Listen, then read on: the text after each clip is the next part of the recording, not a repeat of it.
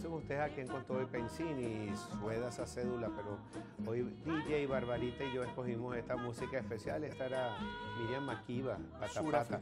Vino muchas veces a Venezuela. Murió hace poco. Mi papá detestaba esta canción. Pata Pata. Cada vez que se la ponían ahí en el radio, quítenla, hagan lo que se corten, la odiaba. Yo no sé si era por su pensamiento político. Sí, yo era comunista, pero esa canción pegó. Y yo una vez bailando, mi mamá tenía un Thunderbird y era bajito, pues, y yo iba con Titina, mi hermana, bailando Pata Pata, y mi mamá chocó y salimos disparados de esa broma. Buenos recuerdos, vale, los años 70, 80, por ahí. Bueno, mire, doctor Gabriel Reyes, estamos hablando, dejamos algunos conceptos masónicos. ¿Qué significa para ti el dinero, la riqueza? Ya que empezamos por ese tema, tú te fuiste por ahí, que ser rico no es malo. Definitivamente, el dinero es un medio y al final termina siendo un bien más de intercambio. Lo importante es la prosperidad, entendiendo la definición de prosperidad como lograr la calidad de vida necesaria para tener ciudadanos. Y eso lo conversábamos en otro programa cuando yo te decía, un ciudadano es aquel que puede ejercer plenamente sus derechos. Y los derechos no son solamente los derechos políticos, también están los derechos económicos. Emprender una empresa debería ser algo muy fácil de hacer. Registra una empresa aquí a ver cuántos días tarda. El derecho a la salud, tú pudieras ir a cualquier sitio y atenderte. El derecho a la alimentación, con un portafolio variado. Eso no quiere decir que tú tengas más o menos dinero en el bolsillo, sino que tú dispongas de la posibilidad de acceder a estos productos sin mayor trauma. Eso existía, Pedro. En la Venezuela de no hace mucho existía. Precisamente esa Venezuela que es muy criticada. Entonces, cuando alguien dice que hay que ser capitalista y dice, wow, eso es un sacrílego. No, pero al final no es la acumulación de capital por sí mismo, es la generación de capital para generar prosperidad y progreso alrededor. Y la gente no debe tener complejo cuando aquí tenemos 20 años hablando de socialismo. Que alguien comience a hablar de liberalismo y entiende que hay otras corrientes de pensamiento diferentes y que al final buscan generar riqueza, buscan distribuir riqueza, no repartir pobreza. Nosotros no somos, y lo han dicho, nosotros no somos suizos, dijeron, no me acuerdo si fue Betancourt o cuál político, pero si nosotros vemos un país como Noruega, donde son multimillonarios, todos tienen $1 millón, pero la gente no, eso es para cualquier emergencia, todo el mundo tiene más de $1 millón, según la riqueza distribuida en el país, no tienen acceso a ella, pero está ahí ahorrada.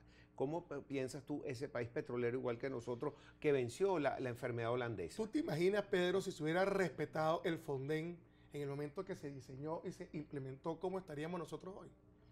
Pero eso no se respetó, eso se quemó en gasto social, que fue una inversión electoral, pero fue un gasto social. Pero ese Fonden, que era ley, era precisamente inspirado en el modelo del fondo noruego. Nosotros tenemos riquezas infinitas. Lo que pasa es que inclusive queremos endeudarnos sobre lo que no hemos sacado. El petro es la percepción del valor del barril en el subsuelo. Y en el subsuelo un barril vale cero porque ni siquiera es un barril. Está allá abajo, no ha salido. No es como alguien decía que el barril tenía que estar, ¿no? Sino que ese recurso sin ser explotado no existe. Porque imagínate toda no la tiene riqueza, valor diamantes, comercial. Oro que no se ha explotado. Eso es como que yo te diga que tú vales un sueldo porque tienes la capacidad de trabajar, claro. ¿no? Si tú no has trabajado, tú no has ganado. Muy bien, muy bien. Entonces nosotros tenemos que entender que Venezuela necesita un cambio de paradigma. Okay. Y como siempre te digo, construir una causa nacional que rescate de alguna forma más allá, salir de la agenda que ha construido el gobierno y la ha seteado y todo el mundo la sigue, la gente habla entonces de las elecciones, de aquello, del otro. No, vamos a hablar de la Venezuela que está por venir, de la Venezuela que hay que construir, de la Venezuela donde ser rico no sea malo, donde ser pobre sí sea malo y todos trabajemos para que no haya pobreza, donde la salud tiene que ser para todos, la educación tiene que ser para todos.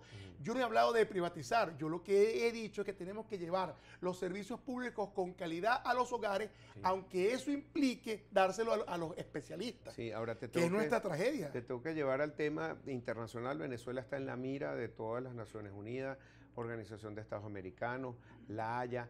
Todo el mundo, el foco central es lo que ocurre en Venezuela. Más allá de Corea del Norte, Siria y todos los...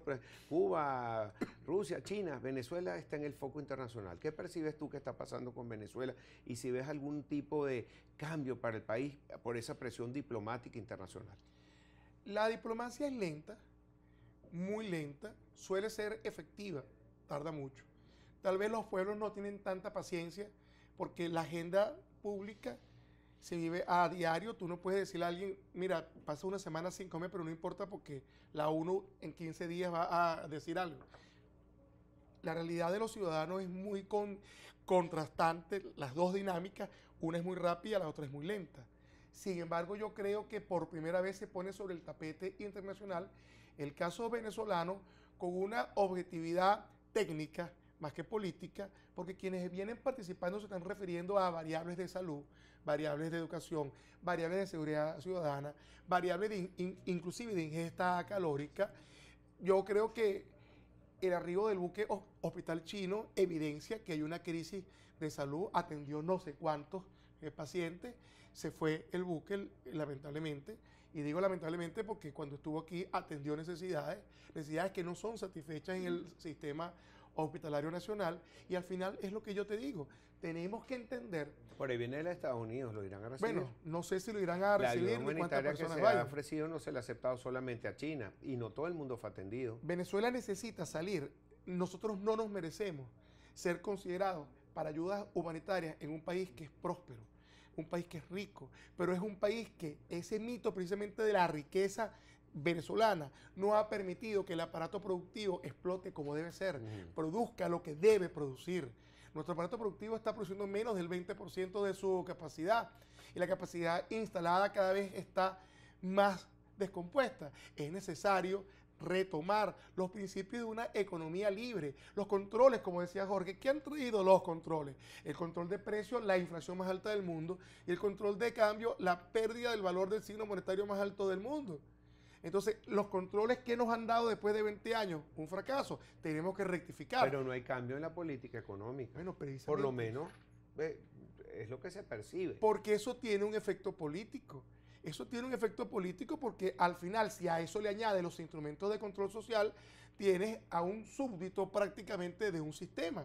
Y la idea es que tú tengas 30 millones de emprendedores que salgan a la calle a comerse el mundo. Y merecemos eso, Pedro. Está bien. Mira, se nos acabó el tiempo. Quiero invitarlos a que busquen ya la página de Globovisión. Aparece la entrevista de Jorge Botti y titula así: Empresas que cerraron, considero que se adelantaron. Es bueno que lo estudien porque todavía pueden abrir. Y bueno, Gabriel, te doy las gracias como siempre, a tus amigos también que nos están viendo.